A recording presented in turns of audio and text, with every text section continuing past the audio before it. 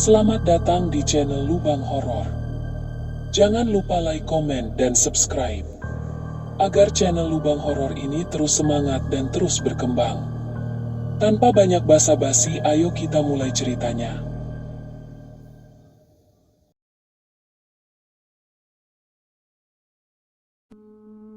Di sebuah kota kecil di pesisir utara Jawa Tengah, kehidupan malam hanya berdenyut pelan selepas pukul 9. Di sudut pertigaan pasar Weleri yang setengah mati, satu-satunya sumber cahaya hanyalah lampu jalan tua yang berkerlap-kerlip, seperti menahan napas terakhir. Di sanalah Pak Darto biasa menunggu pelanggan, sendirian, berbalut jaket kulit kusam dan helm setengah kepala yang menggantung di stang motornya. Usianya hampir 50. Wajahnya kaku oleh kerasnya hidup, tapi malam itu, entah kenapa, ia merasa lebih gelisah dari biasanya. Angin yang biasanya hanya membawa bau pasar dan tanah basah, kini membawa sesuatu yang tak kasat mata. Rasa tidak enak yang menjalar dari tengkuk sampai ke tulang belakang. Ia sempat mempertimbangkan pulang lebih awal, ketika langkah pelan terdengar dari ujung jalan. Seorang perempuan muda muncul dari balik bayangan, berjilbab kusam, pakaiannya lusuh, tubuhnya kurus, dan wajahnya nyaris tak terlihat karena tertunduk. Ia berdiri di bawah cahaya yang setengah mati itu, tak bicara apa-apa. Hanya ketika Pak Darto mendekat, terdengar suara pelan, nyaris berbisik. Kampung Kaliwungu. Tidak ada basa-basi, tidak ada tawar-menawar. Matanya tidak terlihat, tapi ada sesuatu dalam nada bicaranya yang membuat Pak Darto ragu, walau ia tak tahu kenapa. Namun, seperti kebanyakan orang yang hidup di pinggiran, kebutuhan mengalahkan naluri. Ia pikir, mungkin gadis ini hanya butuh tumpangan pulang. Apa salahnya membantu? Ia mengangguk pelan dan mempersilakan naik. Perempuan itu duduk tanpa suara, tanpa tanya, tanpa gerakan berlebihan. Perjalanan dimulai, dan malam pun kian menebal. Lampu jalan satu persatu menghilang, digantikan pekatnya hutan karet dan sawah yang menganga. Kampung Kaliwungu bukan tempat asing bagi Pak Darto, meski sudah lama tak ada penumpang yang minta diantar ke sana. Seingatnya, dulu kampung itu ramai, ada pasar kecil, dan rumah-rumah warga. Tapi sejak banjir besar belasan tahun lalu, banyak yang pindah, dan kabar simpang siur mulai terdengar. Sebagian bilang kampung itu sudah ditinggal hidup dan mati. Tapi siapa peduli dengan cerita tua, pikir Pak Darto. Selama ongkos dibayar lunas, mesin motor meraung pelan, melaju ke arah yang semakin gelap, semakin sepi. Sementara itu, udara di sekitar mulai berubah.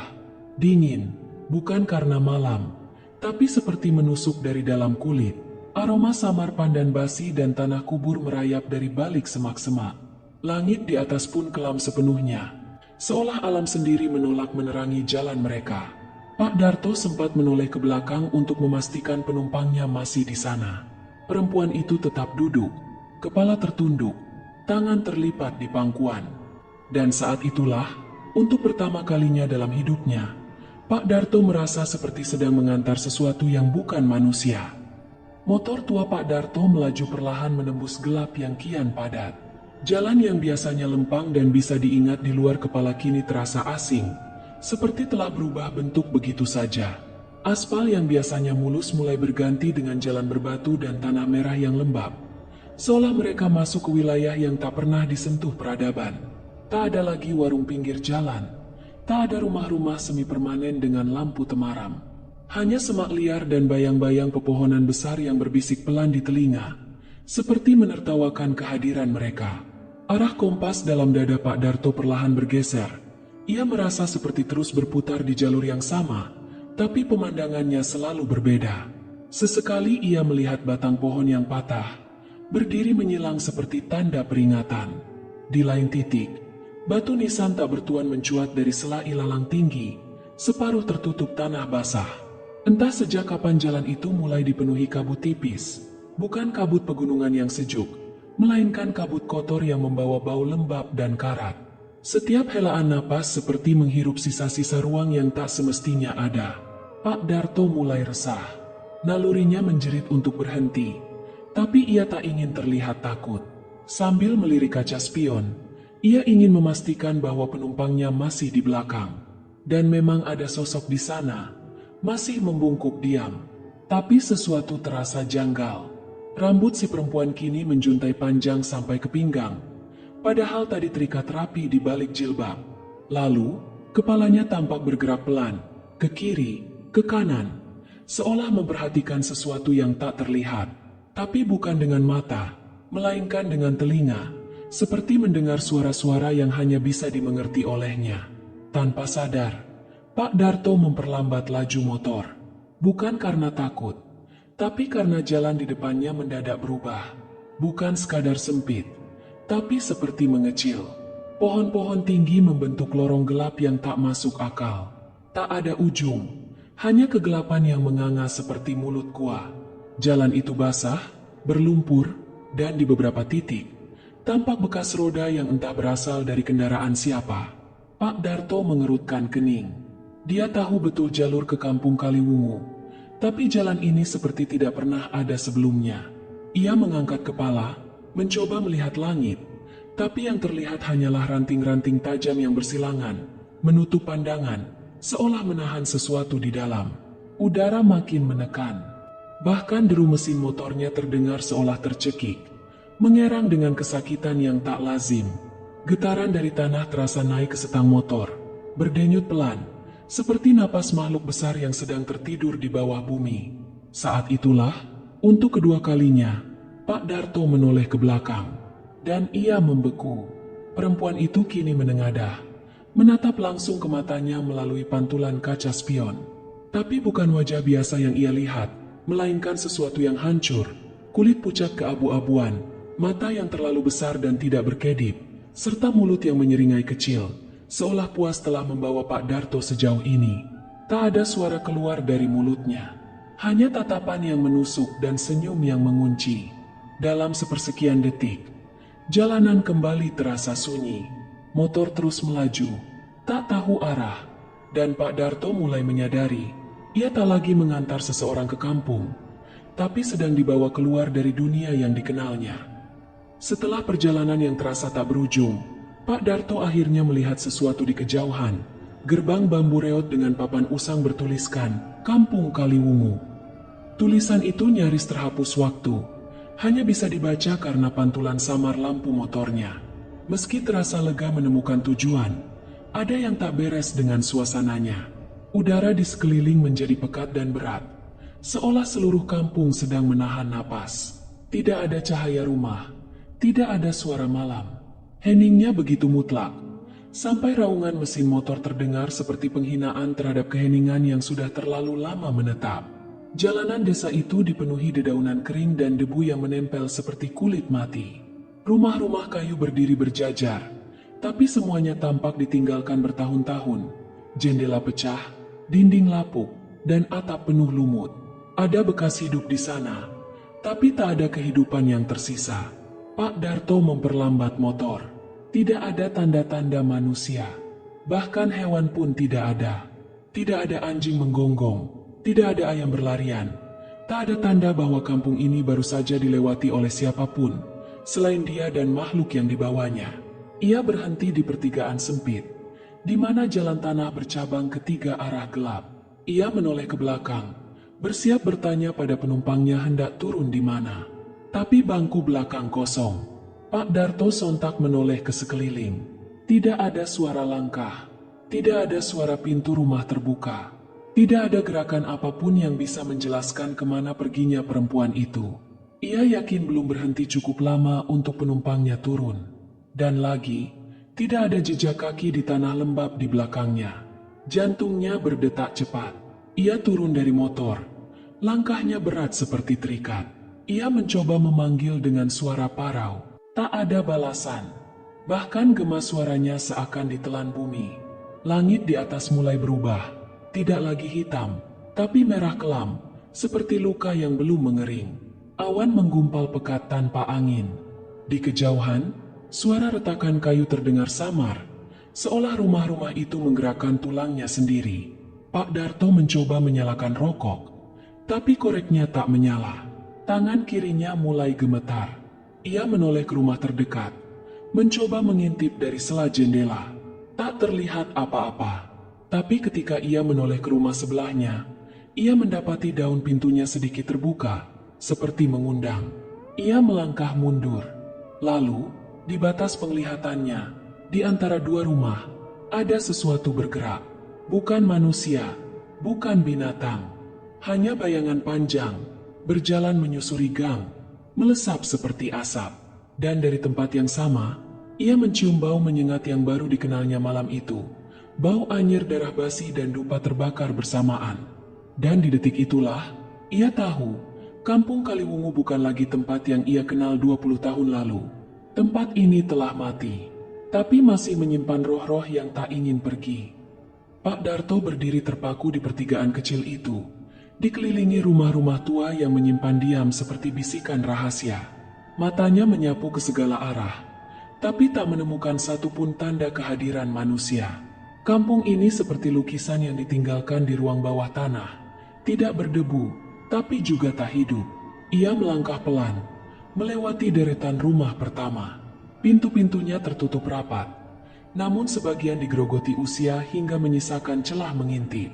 Jendela-jendela memantulkan sosoknya sendiri, tapi bentuknya selalu tampak sedikit berbeda, seperti bayangannya sedang melihat ke arah lain. Baru 3 langkah menjauh dari motornya, suara itu terdengar. Jeritan, lirih, tapi jelas. Seperti berasal dari tenggorokan perempuan yang dipaksa menahan sakit selama bertahun-tahun. Suaranya datang dari arah rumah paling ujung, berdinding kayu jati hitam dan atap genteng tua yang menjuntai seperti topi duka. Pak Darto sontak menghentikan langkah. Tubuhnya menegang. Ia mencoba meyakinkan diri bahwa itu hanya imajinasinya, bahwa suara malam kadang mempermainkan telinga. Tapi ketika ia memejamkan mata, suara itu terdengar lagi. Kali ini lebih dekat, lebih dalam, lebih memohon. Dengan langkah berat, ia mendekati rumah itu. Rumput liar menyembul dari sela ubin halaman, dan daun pintu yang setengah terbuka tampak seperti mulut yang ingin mengucapkan sesuatu. Bau tanah basah dan kayu lapuk memenuhi hidungnya, membuat perutnya terasa mual. Ia mengetuk pelan. Lalu, dari balik jendela yang retak, sesosok bayangan melintas cepat, seperti seorang perempuan berlari ke dalam, menjauh dari pandangan. Pak Darto mundur selangkah, tapi rasa penasaran dan kecemasan bercampur tak karuan dalam benaknya. Jika perempuan itu adalah penumpangnya, maka ia harus tahu kenapa ia dibawa ke tempat seperti ini. Ia dorong pintu pelan, hingga terbuka penuh, dengan suara decit lambat yang mencabik-cabik sunyi malam. Di dalam, ruangan utama hanya berisi satu meja kayu pendek dan beberapa kursi rotan yang sudah patah. Di dinding, tergantung foto-foto tua dalam bingkai kaca yang mengembun. Pak Darto melangkah masuk. Langkahnya menggema aneh di lantai papan yang menua. Setiap langkah seolah menggugah sesuatu yang telah lama tertidur. Di atas meja, ada setumpuk foto usang. Ia memungut satu. Seorang perempuan muda berjilbab, berdiri kaku di depan rumah yang kini ia masuki. Wajahnya tirus, matanya sendu, dan senyumnya terlalu kecil untuk bisa disebut bahagia. Tapi yang membuat Pak Darto terdiam adalah tulisan di balik foto itu. Siti Rahayu, dikubur hidup-hidup. Kampung Kaliwungu, 1987. Tangan Pak Darto gemetar. Ia hendak meletakkan foto itu kembali saat terdengar suara gesekan pelan dari atas kepalanya. Seperti seseorang menyeret sesuatu di atas papan kayu. Ia menengadah. Di langit-langit, ada lubang kecil keloteng. Dari dalam kegelapan itu, muncul sesuatu. Ia hanya muncul sesaat, tapi cukup untuk membuat lutut Pak Darto lemas. Pak Darto berlari keluar rumah tanpa menoleh. Tapi malam di Kampung Kaliwungu telah berubah. Ia tak lagi hanya melihat bangunan kosong dan pepohonan tua. Ia melihat bayang-bayang mulai berdiri dari tiap sudut rumah. Sosok-sosok yang tubuhnya separuh transparan, menatapnya dari kejauhan. Dan ia menyadari, dirinya bukan tamu lagi. Ia telah menjadi bagian dari sesuatu yang jauh lebih tua dari desa ini. Pak Darto berlari tanpa arah. Keringat dingin membasahi seluruh tubuhnya meski udara terasa menusuk. Nafasnya tersengal, bukan hanya karena lelah, Tapi karena sesuatu yang berat menggantung di udara, ia kembali melewati deretan rumah yang kini tampak berbeda. Jendela-jendela yang tadi tertutup kini terbuka lebar, seperti mata tanpa kelopak yang menatapnya kemanapun ia pergi. Ia menoleh ke belakang. Tidak ada siapa-siapa, tapi langkah kakinya tak berhenti. Tubuhnya bergerak dipandu oleh naluri purba, bertahan hidup, hingga ia tiba di sebuah bangunan kecil di tengah kampung. Bentuknya seperti langgar tua, tapi tanpa tanda-tanda pernah digunakan lagi. Pintu kayunya terbuka separuh, dan di dinding luar, tumbuh lumut tebal bercampur bercak merah kecoklatan. Pak Darto melangkah masuk. Dalam ruangan itu, ada rak kayu berisi kitab-kitab tua, sebagian terbakar di tepinya. Di pojok ruangan tergantung satu lukisan besar, potret hitam putih berbingkai kayu kasar. Di dalam lukisan itu, berdiri 12 orang, laki-laki dan perempuan, semuanya berwajah muram. Di tengah barisan, ada seorang perempuan muda yang sangat dikenalnya. Perempuan yang ia antar malam ini. Perempuan yang duduk di jok motornya. Siti Rahayu. Nama itu tertulis di bawah lukisan, bersama 12 nama lainnya. Namun di bagian bawah, tertulis kalimat, mereka yang membocorkan rahasia, akan abadi di sini. Pak Darto mundur pelan, tubuhnya gemetar, tapi pandangannya tertumbuk pada sebuah lemari tua di sisi langgar. Pintu lemari itu terbuka sedikit. Ia dekati, dengan napas berat dan jantung berdentum keras. Di dalamnya, tersimpan kotak-kotak kayu kecil, peti jenazah, tapi bukan untuk tubuh, melainkan untuk barang-barang milik seseorang. Di satu kotak yang terbuka, terlihat jilbab lusuh, sisir tua, dan buku catatan kecil bersampul hitam. Ia ambil buku itu. Halaman pertamanya memuat tulisan tangan kasar. Catatan harian Siti Rahayu, sebelum aku diadili oleh warga kampung Kaliwungu. Tangan Pak Darto mulai gemetar hebat saat membuka halaman berikutnya. Catatan itu bercerita tentang tahun 1987, ketika Rahayu, seorang guru mengaji muda, dituduh membawa ajaran sesat. Ia mengajarkan anak-anak membaca kitab sambil merenung dalam diam, dianggap menyimpang. Warga, yang kala itu dicekam oleh ketakutan dan kabar tentang dukun-dukun menyaru ustaz, murka. Rahayu dihukum tanpa bukti, dirantai dan dikubur hidup-hidup di belakang langgar ini. Mereka tidak tahu bahwa aku hanya sedang mencari kebenaran, bukan membawanya. Tapi kini, akulah yang menjaga gerbangnya. Di halaman terakhir, tertulis tanggal wafat, 17 Mei 1987. Tapi di bawahnya, ada tulisan lain, lebih baru, lebih tajam goresannya. Dan aku masih di sini. Tiba-tiba ruangan berguncang. Lampu minyak tua yang tergantung di langit-langit menyala sendiri, menyebar cahaya merah ke dinding-dinding. Bayangan bergerak liar, buku-buku beterbangan, dan dari dalam lemari, peti-peti kayu terbuka satu persatu. Pak Darto menyadari, mereka yang dikubur bersama Rahayu belum pernah benar-benar pergi. Dari balik rak, suara tangisan kembali terdengar. Tapi kali ini bukan hanya satu suara, melainkan banyak, berlapis-lapis. Seruan dari 12 arwah yang tertuduh, disalahpahami, dan dikurung oleh fitnah kampung mereka sendiri. Pak Darto menjerit dalam hati, tapi tubuhnya tak lagi merespons. Kakinya tak bisa bergerak, dan langit-langit langgar terbuka perlahan. Satu demi satu wajah-wajah tanpa mata menunduk dari atas. Mereka tidak bicara, tidak berteriak. Mereka semua ingin dikenang. Langit-langit langgar terbuka menganga seperti mulut tak kasat mata, dan dari sana, wajah-wajah pucat menjulur turun, memandangi Pak Darto dengan pandangan kosong tak bernyawa. Udara mendadak berat, seolah waktu sendiri enggan berputar. Pak Darto, yang sejak tadi membeku, akhirnya bisa meraih kekuatan untuk merangkak mundur keluar dari bangunan itu. Begitu melangkah keluar, kabut putih tebal menyergap dari segala arah. Kampung Kaliwungu yang tadi sunyi, kini dipenuhi bisikan, bukan dari satu arah, melainkan dari segala penjuru. Desisan halus itu menyebut-nyebut namanya. Darto, Darto, pulanglah bersama kami. Ia menutup telinga, berlari menerobos jalan kampung yang semakin menyempit, berharap bisa menemukan jalan kembali. Namun setiap langkahnya membawa ke jalan yang sama. Rumah-rumah reot dengan jendela terbuka, menampakkan bayangan di dalamnya yang bergerak tanpa suara. Pak Darto mengelilingi kampung itu berkali-kali, tapi tidak pernah menemukan gerbang bambu tempat ia masuk. Yang ia temukan hanyalah jalan buntu, pohon beringin mati, atau parit yang mengalir darah kehitaman. Sepeda motornya, yang semula ia tinggalkan di tepi jalan kampung, hilang seakan ditelan bumi. Ia mulai berteriak, memanggil siapa saja yang mungkin masih hidup. Tapi hanya angin yang menjawab. Hawa di sekelilingnya berubah menjadi beku, seperti suhu di dalam liang lahat. Tiba-tiba, dari sela-sela kabut, satu persatu sosok muncul. Mereka berdiri tegak, membentuk lingkaran di sekelilingnya.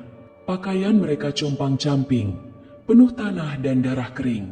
Di antara mereka, Rahayu berdiri diam.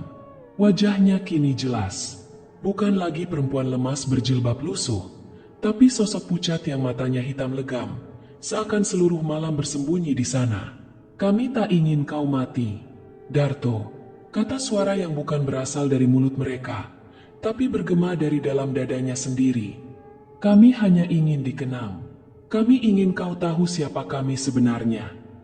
Pak Darto menggeleng, memundurkan langkah, tapi tanah di bawah kakinya berubah lunak. Lumpur menarik tubuhnya perlahan, seperti tangan-tangan gaib yang menggenggam mata kaki dan menjerat betisnya. Ia berusaha melawan, mencakar tanah, meronta, tapi semakin ia bergerak, semakin dalam ia tenggelam. Sampai akhirnya, tubuhnya tertelan hingga leher, dan wajah Rahayu mendekat, berbisik, "Kalau kau pulang nanti, jangan diam, Darto.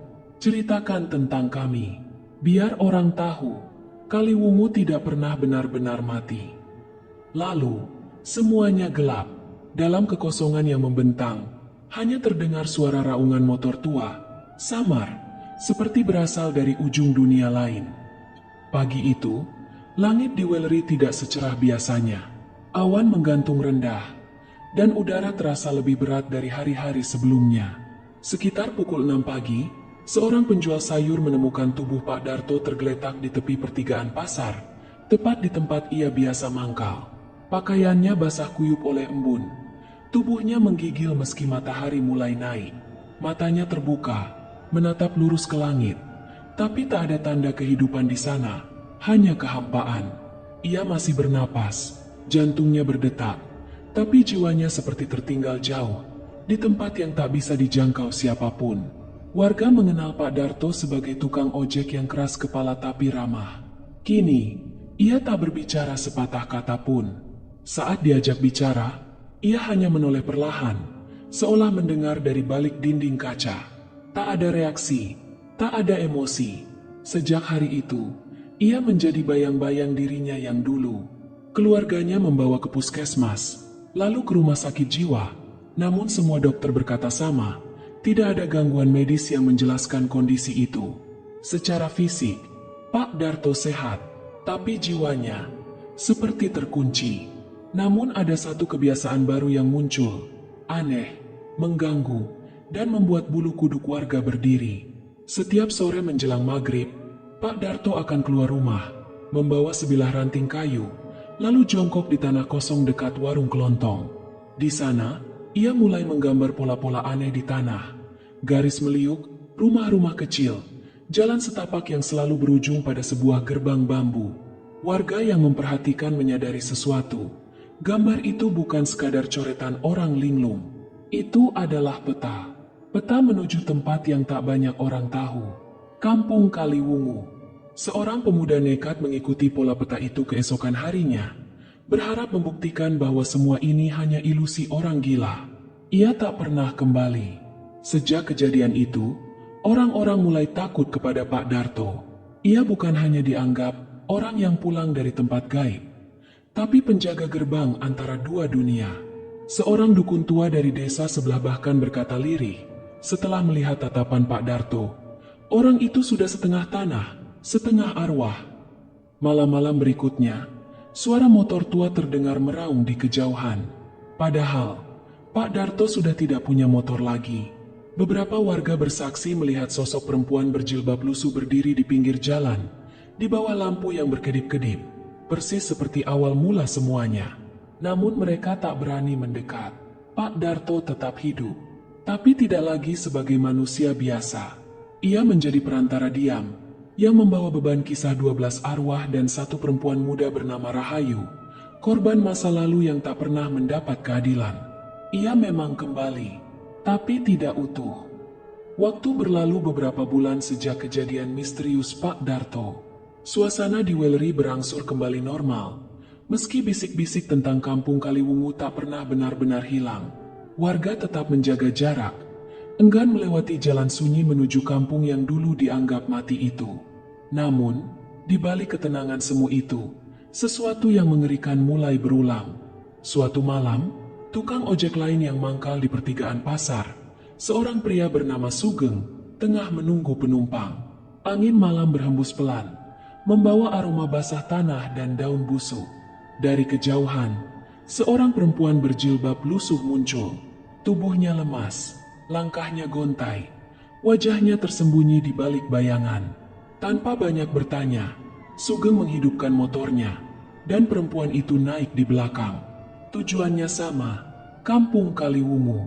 Perjalanan dimulai dengan tenang, tapi seiring motor melaju semakin jauh, suasana berubah. Kabut tebal menyelimuti jalan. Lampu motor hanya menerangi sesaat. Suara jangkrik menghilang, digantikan desisan angin yang terdengar seperti bisikan. Di sisi jalan, bayangan samar menampakkan sosok-sosok berdiri diam, menyaksikan perjalanan mereka. Sugeng mulai merasa ada yang tak beres. Dia menoleh ke belakang, tapi perempuan itu tetap diam, kepala menunduk, rambut panjang menutupi wajah. Ketika mereka sampai di gerbang bambu yang sunyi, Sugeng melirik lagi. Tiba-tiba perempuan itu lenyap tanpa jejak.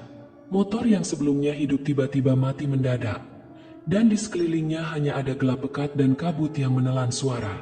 Semalam itu, Sugeng tak pernah kembali ke pasar.